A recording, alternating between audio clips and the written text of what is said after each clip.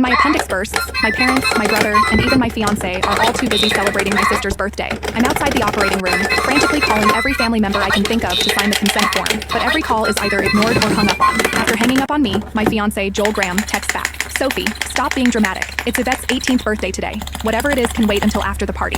I quietly set my phone down and sign the consent form myself. It's the 99th time they've chosen Yvette Norton, my sister, over me. This time, I choose not to care. I'll stop letting their favoritism hurt me. Instead, I'll do everything they ask of me without complaint. They'll all think I've finally learned to be obedient, and they'll never realize that I'm preparing to leave them for good. I stayed in the hospital for 3 days, and for those 3 days, my phone stayed silent. I didn't receive a single call from my family. I didn't call anyone either. I didn't scroll through their Instagram feeds like I used to, trying to keep up with every little update in their lives. Instead, I just quietly rested in my hospital bed and dragged my weak body around for checkups and payments. Even on the day I was discharged, I didn't tell a soul. I simply packed my own things, endured the pain in my abdomen, and slowly made my way home. When I pushed the door open, the laughter inside the house abruptly stopped. Everyone was gathered in the living room. My fiancé, Joel, was sitting beside Yvette with his arm casually draped around her shoulders. The moment he saw me, he pulled his hand back and gave me an awkward smile. "Soph, you're back? Where have you been these past few days?" My brother, Joshua Norton, let out a cold snort. Where else would she have gone to? She just didn't want to show up to Yvette's birthday party. She always has to ruin things for her since she can't stand seeing Vivi happy. I didn't say a word. I just headed straight for my room. Joshua seemed surprised that I didn't argue with him. Normally, whenever he accused me of being selfish, I would break down in tears and desperately defend myself. But this time, I'd kept quiet. My mom rushed over to me with a glass of juice. "Sophia, we were so busy with Vivi's birthday the other day that we missed your calls. Don't be mad at us, okay?" She placed a glass of mango juice in my hand.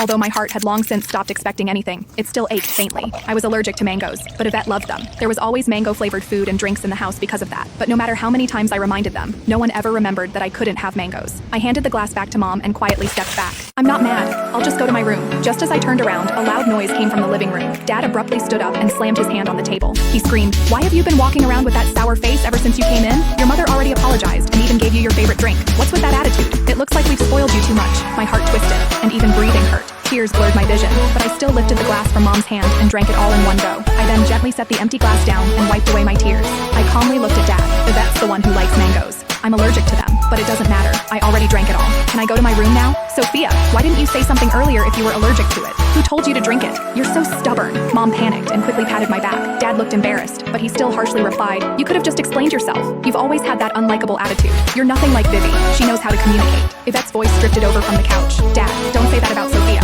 You'll make her sad." She sounded gentle, but the smugness in her eyes was impossible to hide. Yvette had always used my dullness to highlight her perfection. No matter what it was, she loved comparing herself to me. She would only be satisfied when she got to trample me. I should have felt hurt, but my heart only felt numb. Even when faced with such humiliation, I felt no emotions anymore. "I'm sorry," I said. "It won't happen again." The moment the words left my mouth, everyone in the room stared at me in shock. My obedience caught everyone off guard. After a brief silence, Dad finally